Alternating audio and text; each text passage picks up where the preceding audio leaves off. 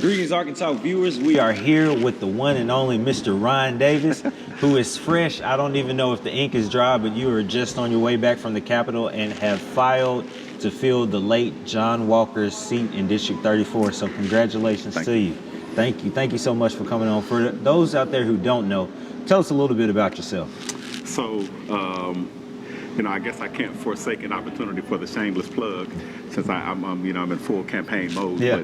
But I can say with all truthfulness that I'm a son of District 34. There you go. Having gone to elementary, junior, and senior high school in the district, we were kind of a transient family, but having moved around for sure into different parts of the district. But really having lived my formative years, having grown up in District 34, and having the opportunity for the past 15 years to be first a church member and then an associate pastor in District 34 at Bullock Temple CME Church at the corner of 16th and Park, and the good fortune to work with a couple of different children's organizations, and currently at UA Little Rock Children International, which I think of as located kind of in the heart of District 34. Absolutely. So, but beyond that, my greatest joy is being the grateful husband of Kimberly King Davis, who, if there's a hair out of place, it's because she's not here to, make me look correct or make me sit up straight. And being the father of Delaney, Sarah, and Ella Davis. Awesome. I think we share that in common, all these girls. Absolutely. Yep, absolutely. Let me ask you this, before we get back to the politics, day-to-day job. Talk a little bit about that. So, I mean this with all flattery aside, I have the great joy of working for, really working for an organization that kind of straddles two organizations. Working for the University of Arkansas at Little Rock in their Connected Community Program, which is Children International. Children International is an international anti-poverty program that's based in 11 countries around the world. The only site in the United States is the one here in Little Rock, at UA Little Rock. And we've been there for 25 years. In fact, we're celebrating 25 years as part of this community. 25 years, nearly 20,000 children served, and currently serving about 2,200 children in the Little Rock School District, which means that we serve nearly 10% of the students in the Little Rock School District.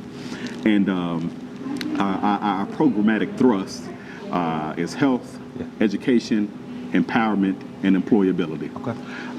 We just recently expanded our program beyond high school to include the young people up to the age of 24. So, the city of Little Rock did a comprehensive study on youth and young adults a few years back. And I do mean comprehensive.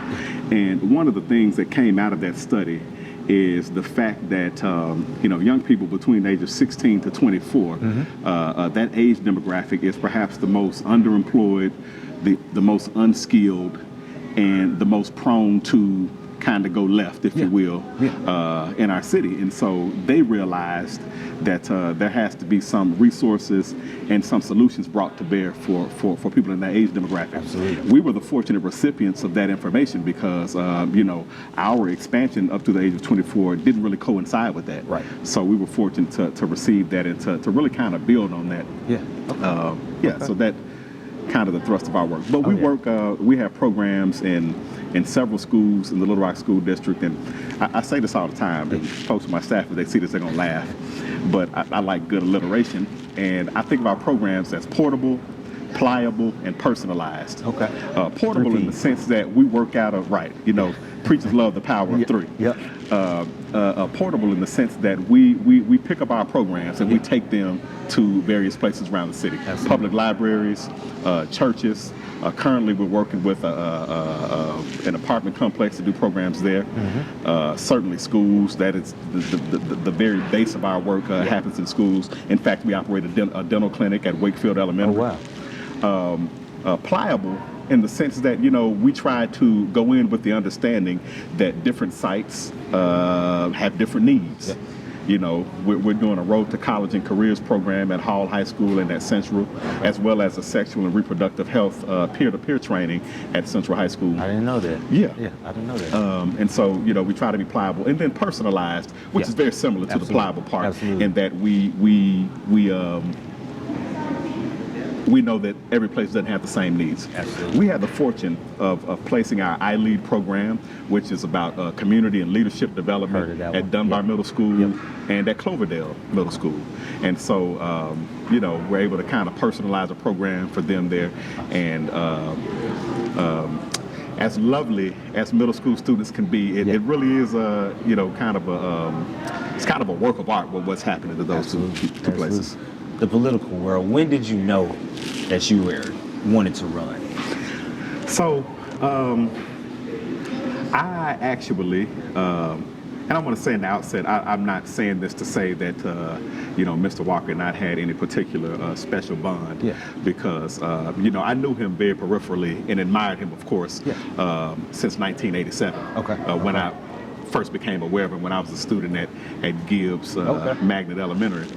But he's someone who I had, kind of passing conversations with. Of course, he's my frat brother also, and someone who I admired. And I kind of approached him during the session, and I said, Mr. Walker, when you term out in 2022, I'd like to run for House District 34. Gotcha. And Mr. Walker never struck me as a man who minced words, and he said, "Well, I'm sure you'll have some challenges, but let's talk." So, I appreciated that about him. Absolutely. That he didn't deal in needless flattery. Yeah. No, a giant, absolutely a giant, and a great loss for the nation, and also the state of Arkansas for sure. But so I knew then that I wanted to run for the State House of Representatives. I have as an example, great folks like Joyce Elliott. I don't know if you heard the news about her today. Yes, indeed. We did. Yes, indeed. Someone who has been a mentor, and I count as a friend, Tracy Steele. And then certainly people who are my contemporaries out there, a little bit younger than me. Eddie Armstrong, who's around my same age, I've known since high school. And then Charles Blake. And I've seen the work, though incremental, that they have done down at the Capitol, and I've admired it, and I want to be a part of it, not for my own sake, but for the sake of District 34. Absolutely, absolutely. So here's the opportunity just for your kind of stump speech. I don't know if I'm bringing it on you early, but why Ron Davis? Well, so. Because I didn't just show up out of a turnip patch. I've been involved, in particular since the state takeover of the Little Rock School District. Been involved in the coalition to bring some better solutions to bear. And I think coalition building is one of those democratic levers that people need to take advantage of. Something that we always need to pull. And had a great coalition. I want to recognize very publicly that it's always been the women in this great democratic coalition of people around the issues involved in our schools who've taken the leadership. I've just been fortunate enough to play a big part in that, and to help perhaps even articulate some of the desires of that coalition. And so for that reason, and also because I was saying to somebody today that I'd like to bring to bear a radical democratic vision. That friend of mine cautioned me against using the word radical, because that kind of but some of the most long-lasting parts of our great democracy happened because somebody had a radical vision. Though there's plenty to criticize about our founding fathers, what they had was a radical vision. One that threw off feudalism, that threw off hereditary crowns, and one that said, one that at least said on paper that every person is endowed with a particular set of rights. And that's what I believe. I believe that radical vision includes, fair, equitable, and sustainable housing for people, which means we got to have an implied warranty of habitability in this state. We're the only state that doesn't have it. We have to have sovereignty of the people and the community within the context of how our school districts are operated. You know, we have to recognize that Arkansas as a state has had a decrease in medical insurance coverage since 2010 of its children, putting it at one of the only states that has had a decrease in insurance coverage for its children since 2010. We have to recognize that Arkansas is a state where we have the highest levels of adverse childhood experiences. Absolutely. We're in the top 5 for food insecurity for children in the state. We're simultaneously in the top 5 for food insecurity and childhood obesity. Wow. I recognize, and within the Christian context, I understand and I repeat that children are a heritage. Yep. And I add to that children are the only future that we have. And unless we stop gambling on that future, we seek to ruin it. Absolutely. When I grew up, Arkansas was called the land of opportunity. You remember that? Before it was a natural state. And I think that's beautiful, that it's a natural state. And, you know, you drive down the highways. We had a visitor from Ecuador here who talked about how beautiful it was, you know, just that there were trees everywhere. And I think that's beautiful. But I like the idea of Arkansas being a land of opportunity. You know, because even whereas, you know, people have can take advantage of some level of a safety net, what we do have is a poverty of opportunity. Absolutely. You know, an extreme poverty of opportunity. And I want Arkansas to re-recognize itself as a land of opportunity. That's fair. That's fair. That might be the campaign slogan there. Ryan Davis for the land of opportunity. Come on now. Bring it back. You Bring it said back. For the Arkansas viewers out there who don't know or who want to contact you, what's the best way to get in touch with you?